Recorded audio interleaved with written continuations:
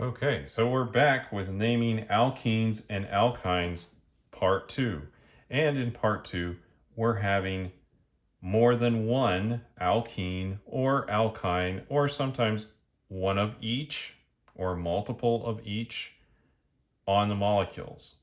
What do we do then? Well, we still need to determine the longest chain.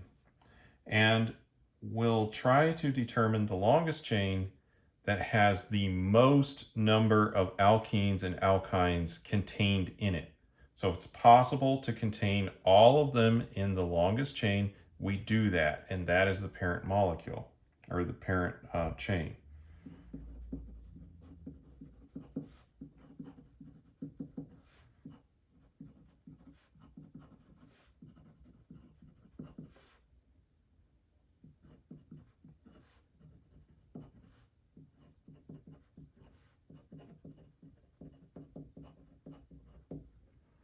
So whichever chain has the most carbon double bonds and triple bonds possible is going to be our longest chain.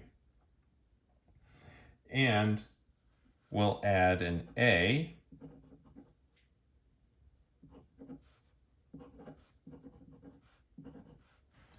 right before we start saying diene or diene or tri or whatever. So it will now be like penta or hexa or, things like that. We'll add that A into the name.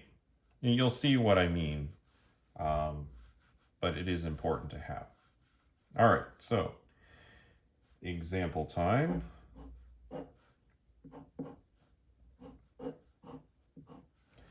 So here I've drawn a molecule that has two double bonds in it. And there's quite a long chain right here. And you would be tempted to name it based on the 1, 2, 3, 4, 5, 6, 7 carbon long chain. However, that does not completely contain both of the double bonds. This carbon is part of that double bond. So the chain is actually from here, 1, 2, 3, 4, 5, to that end, right there. And this is a substituent now. So let's name this. And we'll have to choose this such that we get the lowest counting numbers. So in this case, it's starting from here. It's going 1, 2, 3, 4, 5. Because both of these double bonds are at the extreme ends of the chain, but there's a substituent here that we want to have on carbon number 2 be the lowest number. So this is 2 propyl.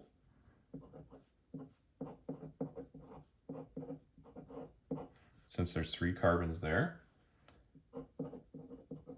Penta, whereas normally we would not have the A there, but since there's 2 double bonds on the molecule, we need to add the A. So remember that. That's where I said we add the A.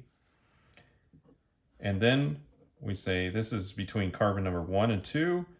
And then let's see here. And this is between 4 and 5. So this is 1, 4, and then diene. Because there's 2 double bonds. So that's why we say diene. And we add the A after the pent. Okay. How about another example? Yeah, we'll write it up here. So we'll go with a ring. Put a chlorine on there.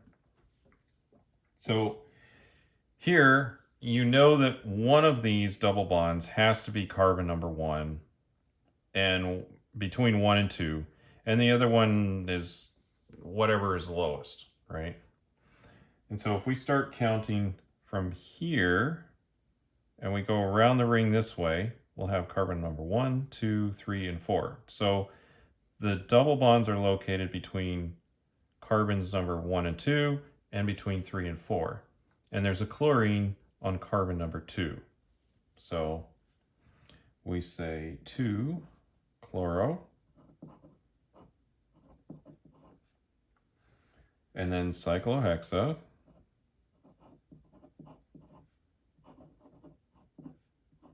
remember the A at the end, and then 1,3-diene. So when you have a ring, and that's the parent chain, and it has double bonds in it, you know one of the double bonds will be located at carbon number 1. But when we have 2 double bonds, we'll have to locate the other one as well. And so since there's 2, we'll have to locate where they are, even though you do know that one of them will be at carbon number 1 based on our rules.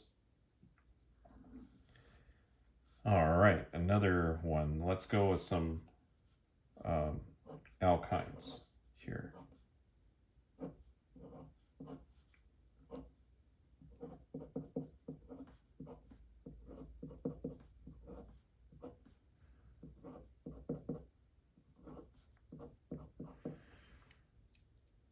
So we have a 1, 2, 3, 4, 5, 6, 7 carbon long chain.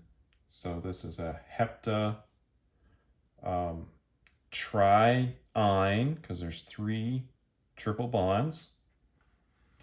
And we'll start counting in this direction towards the methoxy groups, because this will put the carbon number 1 right here, which means that the triple bonds will have a lower number. So this is carbon number 1, that's 3, this is 5, that's going to be 7. And let's start filling out the name now. So there's 2 methoxy groups on carbon number 7. So that's 7, 7 dimethoxy.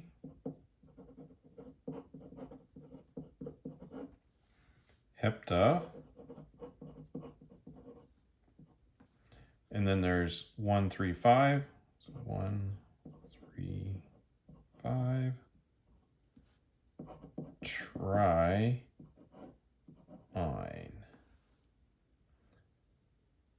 That's how to name that.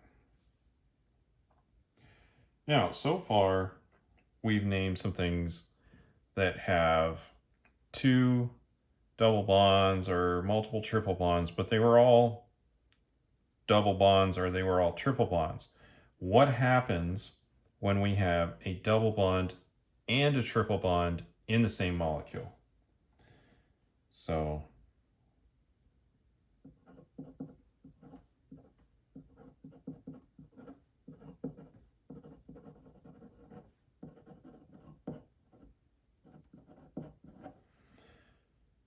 for the most part, we treat it the same or a very similar way, although we don't add the A because there's not a diene or a triene in there, or tetraene or whatever. But if they are tied, we do give priority to the carbon-carbon double bond. So let's just do some examples and we'll talk through them and why it's numbered that way. And that will probably be the best way to go about this.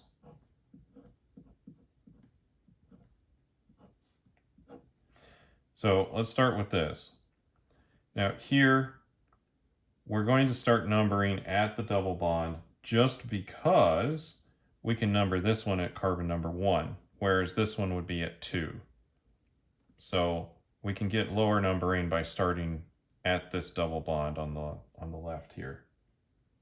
So let's count up 1, 2, 3, 4, 5, 6, 7. So this is a heptene and ine. Now how do you deal with both of those? So we start off, we say hept. And in this case, it's not hepta because there's not 2 of the same on the molecule. So this is hept, and then this is on carbon number 1 for the ene. 1, ene, en, not ene, because we're not done yet. And then 1, 2, 3, 4, 5. On the fifth carbon is the yne, so 5 YNE. So hept 1 in 5 yne.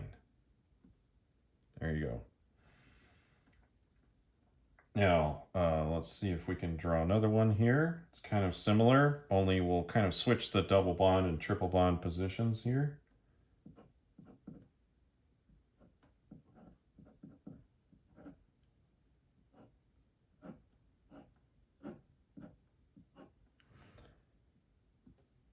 So now we've switched the triple bond over to where the double bond was in our previous example, and we put the double bond where the triple bond was.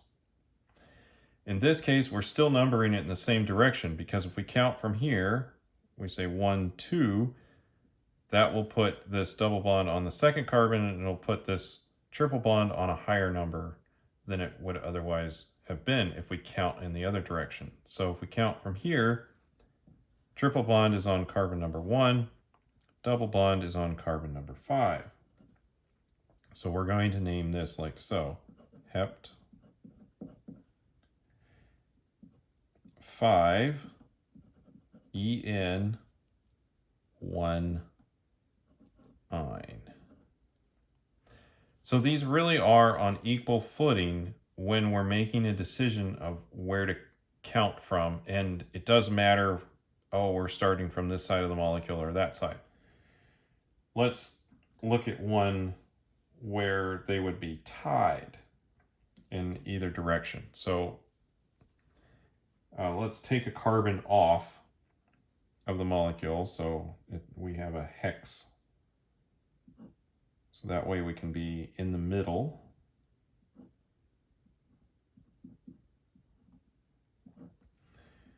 So here we go. We have a double bond on carbon number 2. We have a triple bond potentially on carbon number 2.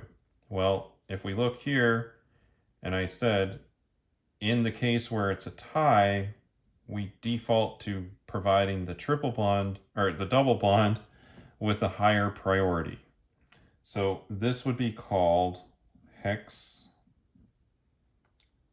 2 En 4 YNE. So hex 2 En 4 yne. And since the double bond takes priority over the triple bond, we number in that direction. Now, if there were other substituents on here, then it could change the direction based on that. But minus that, we're defaulting to having the double bond take slight priority. And I have one more prepared.